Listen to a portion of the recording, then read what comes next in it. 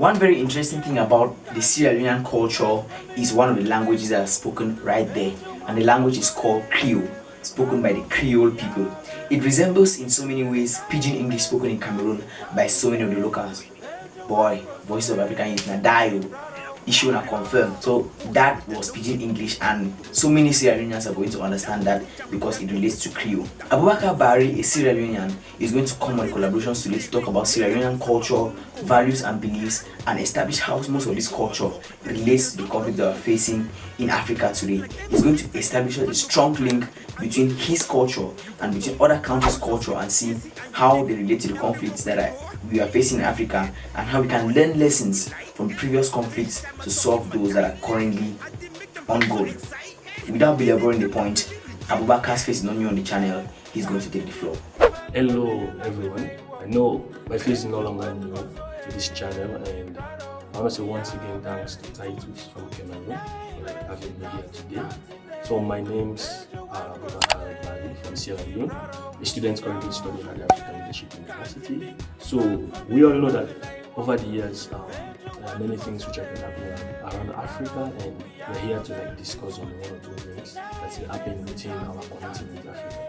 What do you know about cultural diversity in Africa? So the word culture is a way of life, or the way people do things, you understand? So in Africa, we all know that we are rich in culture, and these are one of the values that compose us as individuals, that makes our continent become unique. So being in a university which encourages diversity to the fullest, having 40 plus nationality on campus, have made me realize that with diversity, we can actually realize the beauty of Africa, because you'll be in a position where you have to interact with different people from different parts of Africa. So I believe culture diversity have a great role to play in Africa, or if we are looking forward to having an African unity. Many African countries are currently facing a lot of conflicts. Enumerate some of those countries in your own words. Establish how they are related to culture. So it's obvious that the daily life of people is also related to culture. And I would like to take an example for what is going on currently in Nigeria, the NSAS process. You understand? Like if you observe, the youth will not remain silent when they are not given their basic needs. This is like the access to good education, the access to quality roads, the access to end hunger, or having a basic earning per day that can lead to their survival as human beings. It has reached a point where when the youth of many African countries have gotten tired of what is going on, they believe that there is a need for change. They believe that they deserve better. Because we cannot be living in a culture wherein people are suffering. There is hunger everywhere. Bad leadership has been resulting to many adverse effects. People do not have quality education, poor road network, and job employment for the youth is very, very low in most African countries. So this is one thing that I believe that relates to culture, because culture is the way of life, or the way people live their daily lives. Cameroon has been going through a civil war for 4 years now. As a Sierra Leonean, how can Cameroon benefit from how your country has resolved such conflicts in the past to amend the crisis? So I came from a country with experienced 11-year civil war, which was from the 23rd of March 1991 to the 18th of January 2002. So it was very devastated. The disaster claimed up to 50,000 plus lives and displacement of people around Sierra. So if we are trying to compare what is going on in Cameroon and what happened in Freetown, or what happened in Sierra Leone, you can clearly sense that it's somehow related. Because if you observe, what I meant to understand that the Anglophone crisis which is going on in Cameroon come into play in 2016, when the big parastatals like lawyers, teachers got tired of the way they've been treated in the system of work. You understand? You cannot be in a country where you have two splitted people. It pains me a lot to see that African countries are fighting themselves for a language which is not originated from Africa. I would like to ask each and every Cameroonian this question. Based on your background, based on your forefathers' lineage, are you a Francophone or are you an Anglophone? No, these are just official language which we adopt. These are given to us by colonizers, mind you. These are language we inherited from our various colonizers. But we have our own cultural language. I don't know if you are what the name might be, but we have our own cultural language that we should uphold. Because this kills me. So in Sierra Leone, one way they tried to like resolve the issue was they had two peace accord, which was like maybe not successful.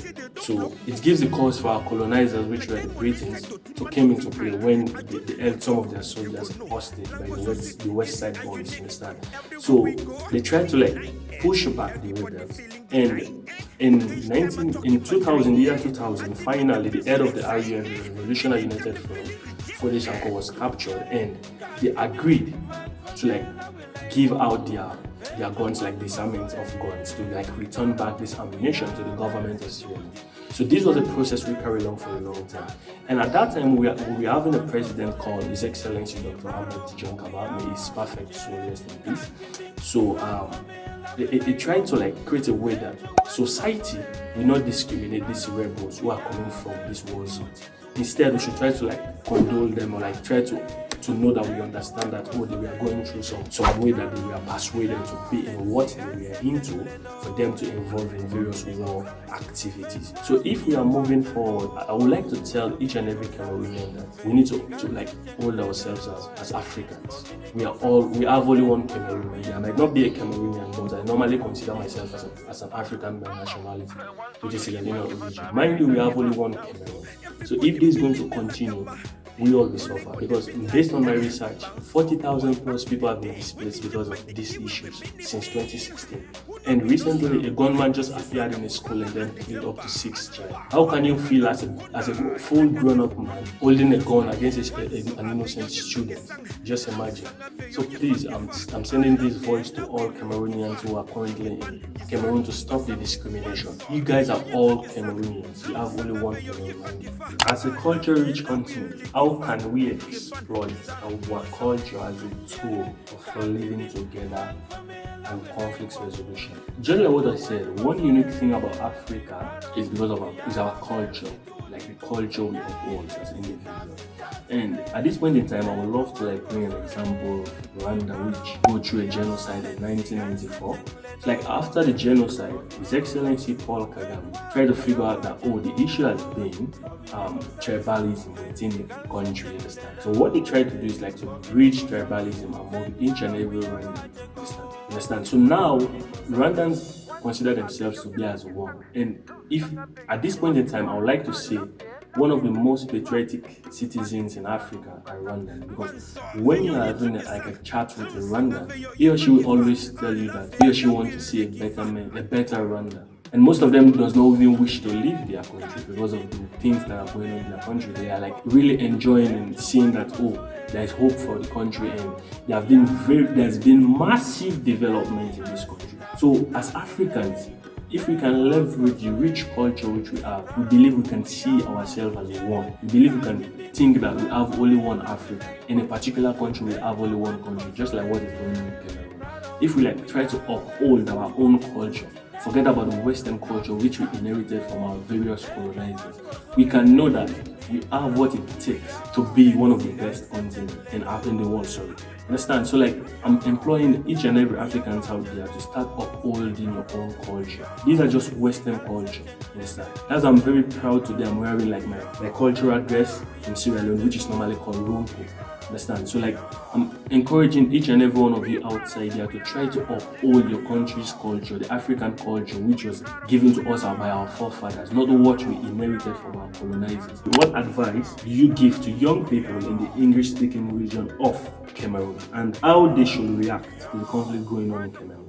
So if we try to like say we are going to fight back, let's say if I'm within the English region of Cameroon, if as a youth I decide to like fight back, I does not have like what it takes to fight back these people. So, but yet still, Professor Lumumba, commenting on what is going on in Nigeria, the NSAS protest, quoted that the Nigerian youth, have defeated or have overcome the greatest enemy of man, which is fear. So it has come to the point wherein I believe the Cameroonians can send out their voice for people to know that this is what is going on in Cameroon. I'm very happy to see the hashtag Anglophone crisis in Cameroon. I'm very happy to see like it's hard time for us to like take the mantle of bringing a change in our country, because it was stated also in one of they post on Facebook that these African leaders are destroying these African countries because they will not be there to see when we the youth are going to suffer. Understand? So we can send out our voice with peaceful protest, but please don't involve in any form of violence, because you involving in any form of violence will lead to you losing your life. And if you lose your life, the change we are all working towards will not be able to achieve it, because there will be no youth for you, youth to lead Cameroon tomorrow by the grace of the Almighty. So I'm imploring you all, you can send out your voice for people to know that, oh yeah, this is what is going on in Cameroon. We have people outside Cameroon who are Cameroonians joining the campaign. Post it to all social media angles for them to know that this is what is going on. Hashtag Anglophone crisis. Let them know that this is what is going on.